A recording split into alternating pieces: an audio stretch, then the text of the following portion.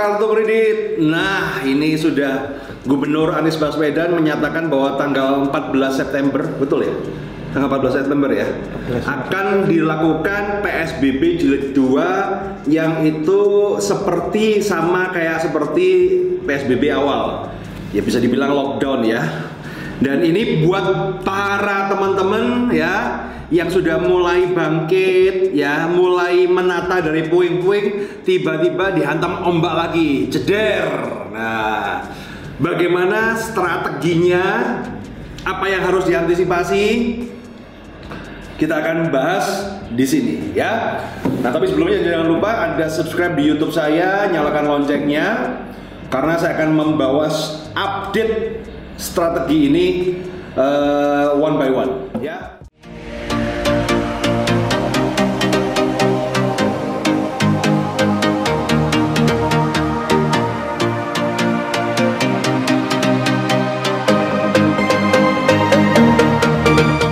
Usaha dengan kartu kredit, join Credit Card Revolution. Oke, jadi ini kemarin tiba-tiba seperti petir di tengah siang ya, bahwa PSBB jilid 2. Memang Jakarta ya, tapi Jakarta itu adalah center of Indonesia. Jadi Jakarta bisa jadi diikutin oleh daerah-daerah lain ya. Sekali lagi teman-teman, kita tidak bisa menyalahkan Pak Anies Baswedan ataupun siapapun, nggak bisa nyalain karena memang wah Pak, kalau PSBB lagi gua yang bayar angsuran bayar siapa? Itu Anda berbicara dari kacamata diri Anda gitu loh. Nah, sedang seorang kepala pimpinan daerah mengambil keputusan itu berdasarkan kondisi global. Ya, problemnya adalah mau tidak mau ini harus dilakukan karena kalau tidak per 17 September itu rumah sakit yang isinya pasien COVID itu penuh semua. Dan kalau penuh semua, orang sakit COVID nggak bisa masuk rumah sakit, keleleran, yaitu pembunuhan massal namanya teman-teman. Jadi mau tidak mau ya kita harus dihadapi. Ibarat kata sekarang ini kondisi kita itu kayak diperkosa. Kalau kita sudah nggak bisa ngelawan ya cobalah untuk menikmati. Ya. Nah, saran ya buat teman-teman. Bagi Anda yang bulan Maret kemarin sudah ngikutin apa saran saya sih, sebenarnya tinggal dilanjutin aja. Saya menyarankan adalah cut loss bagi yang bermasalah, yang sektor keuangannya bermasalah. Anda bayangkan aja, Gubernur Jakarta yang rem darurat. Ya kita juga angsuran juga diinjak rem darurat teman-teman yang bermasalah ya.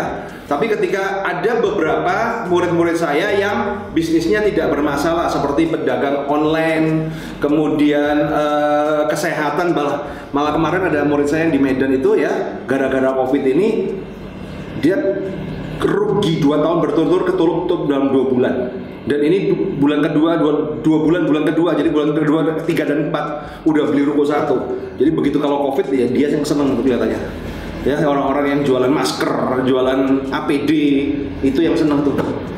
Nah, tapi kan juga banyak juga terutama bagi teman-teman yang di sektor hiburan, kasihan. Yang paling kasihan tuh teman-teman yang hiburan ya.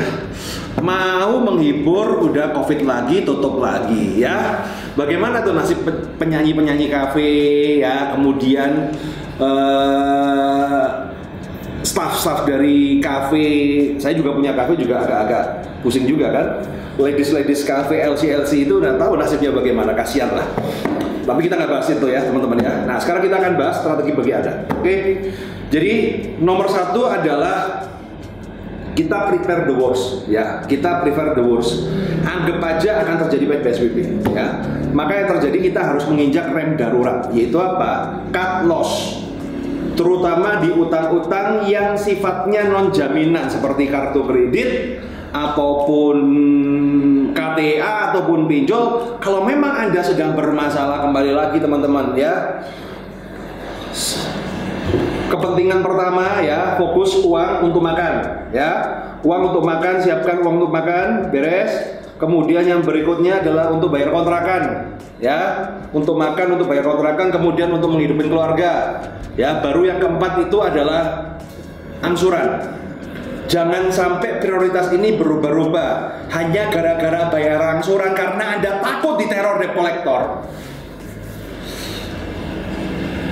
Coba ya kan tadi saya kemarin saya bikin postingan di Instagram ya kan, coba kamu ngikutin apa kata saya dari bulan Maret, ya mungkin baik-baik aja gitu loh.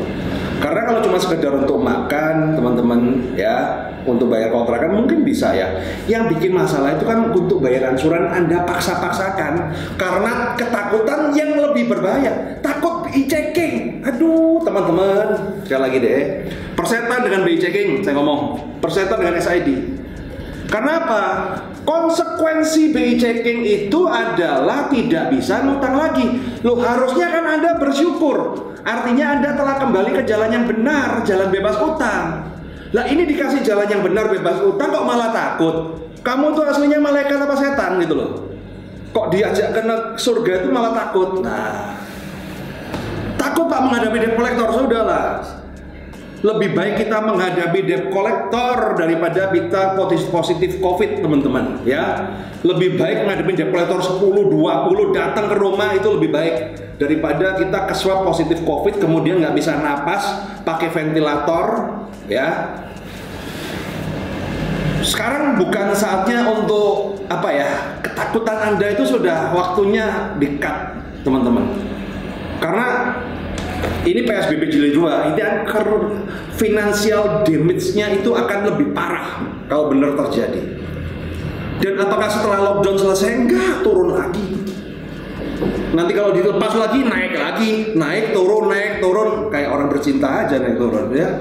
Tapi nggak klimak-klimak gitu loh, nggak cerot doang, nggak cerot itu masalahnya kan, naik turun, tapi nggak ada endingnya.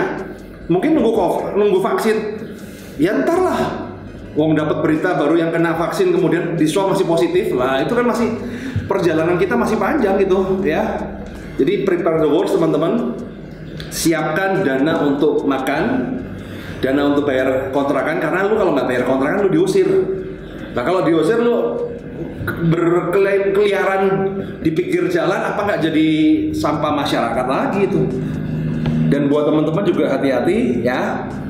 Sekarang ini dampak COVID itu bahaya karena banyak orang yang nggak kerasa tiba-tiba kena ya.